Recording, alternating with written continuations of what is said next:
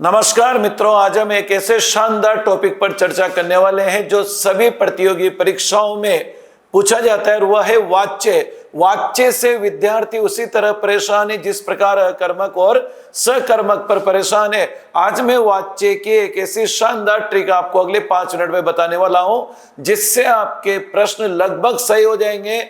आपको कई समस्या आने वाली नहीं है, इसलिए अगले 5 मिनट में ध्यानपूर्वक इस जबरदस्त 100 ट्रिक वाली कक्षा को आप समझिएगा। देखिए, तो वाच्य 3 प्रकार के होते हैं: कर्तरी वाच्य, कर्मवाच्य और भाववाच्य। सबसे पहले हम बात कर रहे हैं कौन से वाच्य की? कर्तरी वाच्य की। कर्तरी वाच्य किसे कहते हैं? जहां क्रिया का प्रधान विषय कर्ता होता है, अर्थात जिसको करने वाला कर्ता होता है, वह वाच्य कर्तरी वाच्य कहलाता है। अब देखो कैसे पहचाना है, परिभाषाएं वगैरह तो हम सब जानते हैं, पहचानने का तरीका देखें। जहां एक क्रिया हो, ध्यान देना, जहां एक क्रिया हो समझ जाए वो कर्तरी वाच्य होता है। जहां एक क्रिया हो वहां कौन सा वाच्य होता है? कर्तरी वाच्य होता है।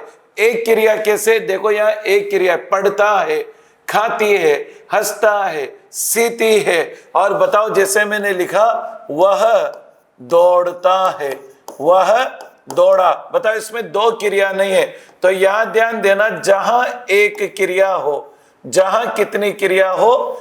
एक क्रिया हो, वह कर्तरी वाच्य होता है। जहां एक क्रिया हो जिसमें कोई सहायक क्रिया न हो, समझ जाइए वो कौन सा वाच्य होता है? कर्तरी वाच्य। मोहन पुस्तक पढ़ता है, एक ही क्रिया है। राधा आम खाती, एक ही क्रिया है। वह हंसता है, एक ही क्रिया है। वह कपड़ा सीती, एक ही क्रिया है। वह दौड़ा, एक ही क्रिया है। वह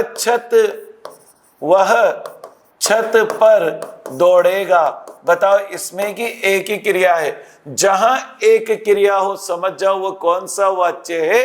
कर्तरी वाच्य है।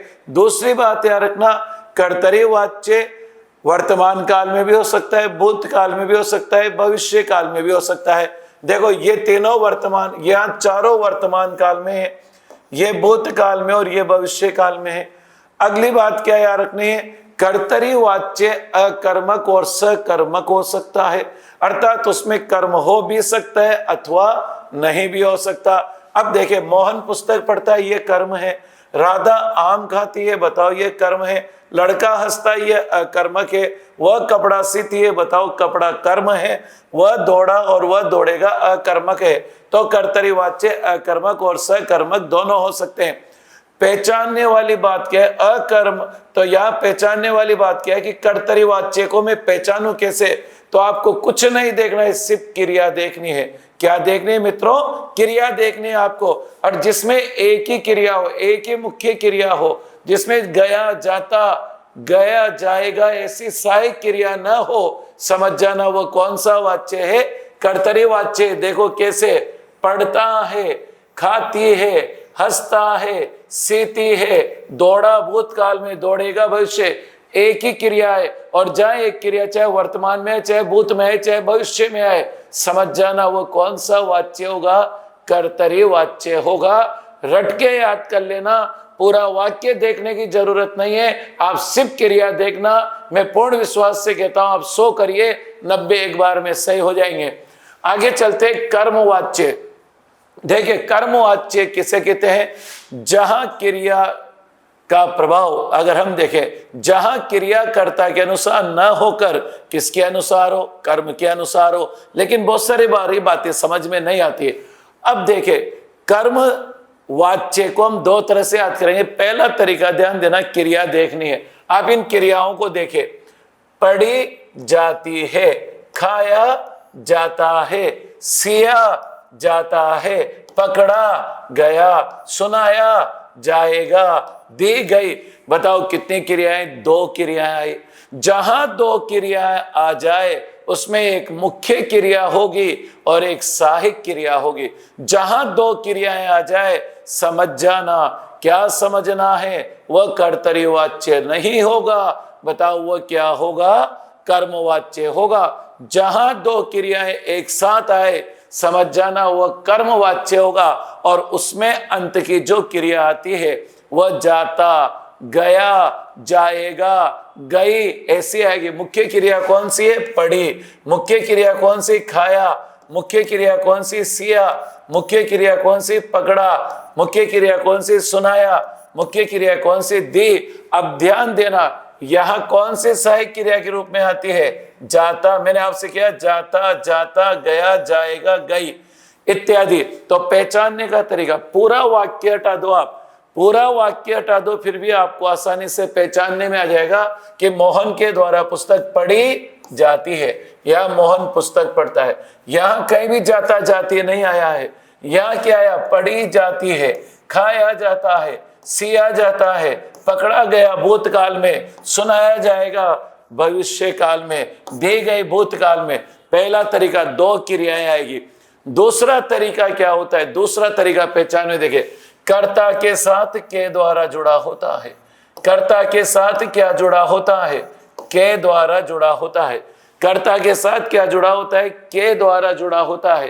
कर्ता के साथ के द्वारा जुड़ा होता है। लेकिन मित्रों, मेरे प्यारे भाई बहनों, मेरे देशवासियों, इस बात को ध्यान देना, बहुत सी बार वो कर्ता को उड़ा देता है, वो कर्ता नहीं देता है, अपन भ्रमित हो जाते हैं। तो अगर कर्ता को हटा दे तो बताओ कैसे आएगा?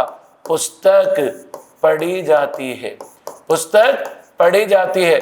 बताओ, मुख्य क्रिया पढ़ी, सहायक क्रिया जाती, इसका भूतकाल बना देता हूं, पुस्तक पढ़ी गई, पुस्तक पढ़ी गई। और इसका भविष्य काल बना देता हूं, बताओ, पुस्तक पढ़ी जाएगी, पुस्तक पढ़ी जाएगी। बताओ, ये भविष्य काल।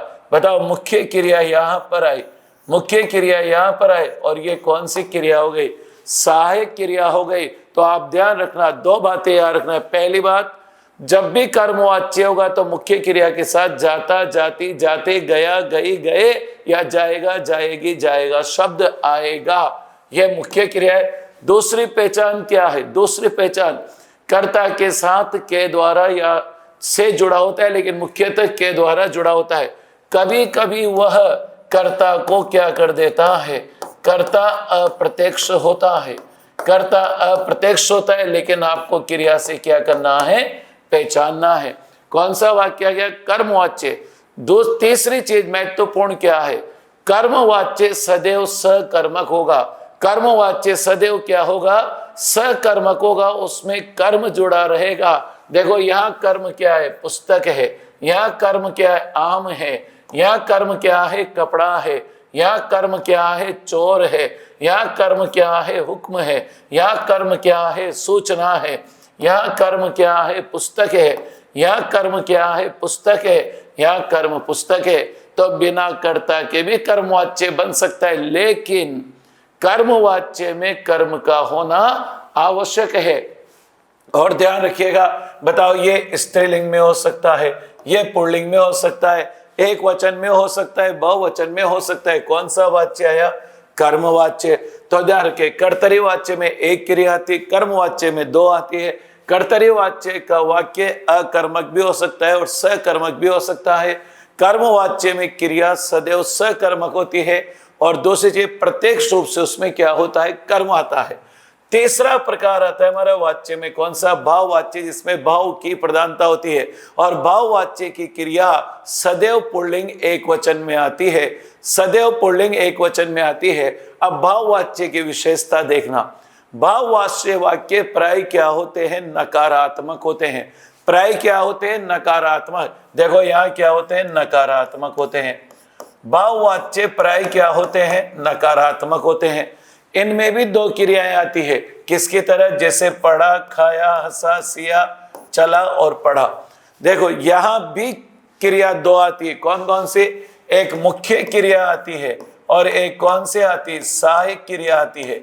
एक मुख्य क्रिया आती है और एक सहायक क्रिया आती है, लेकिन वाक्य प्राय क्या होता है? नकारात्मक होता है। फिर समझिए, कर्तरी वाच्य में क्रिया एक आती है, कर्मवाच्य में दो आती है, भाववाच्य में भी दो आती है, लेकिन वाक्य प्राय क्या होता है? नकारात्मक। देखो, पढ़ा नहीं जाता, खाया नहीं जाता, हंसा नहीं जाता, सिया नहीं जाता, चला नहीं जाता, पढ़ा नहीं जाता। दूसरी पहचान देखना। दूसरी पहचान क्या है? कर्ता के साथ से जुड़ा होता है। कर्ता के साथ क्या जुड़ा होता है? से जुड़ा होता है। तीसरी पहचान देखना, अगर कर्ता न भी हो तब भी हम इससे क्या कर लेंगे, पहचान लेंगे, क्योंकि वाच्य का सीधा संबंध किससे होता है, क्रिया से होता है।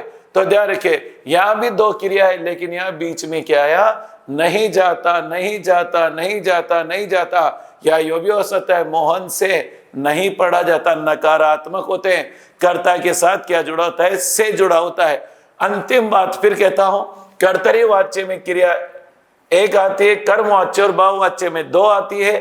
कर्मवाच्य में सदैव कर्म होता है, लेकिन भाववाच्य में तीसरी बात ध्यान देना, कर्म वो कभी नहीं होता है। भाववाच्य में कर्म प्रत्यक्ष रूप से कभी भी नहीं होता है। ये सदैव क्या होता है, अकर्मक होता है, और सदैव पुल्लिंग एक वचन में होता है। ध्यान रखना, सदैव पुल्लिंग एक वचन में होता है, कहीं भी स्त्रीलिंग में नहीं आएगा, कहीं भी बहुवचन में नहीं आएगा। ये इसकी शानदार और अंत में नियम देखिएगा, क्या बात करता हूं मैं यहां पर। ध्यान रखना, कर्तरी वाच्य अकर्मक व सकर्मक दोनों हो सकते हैं।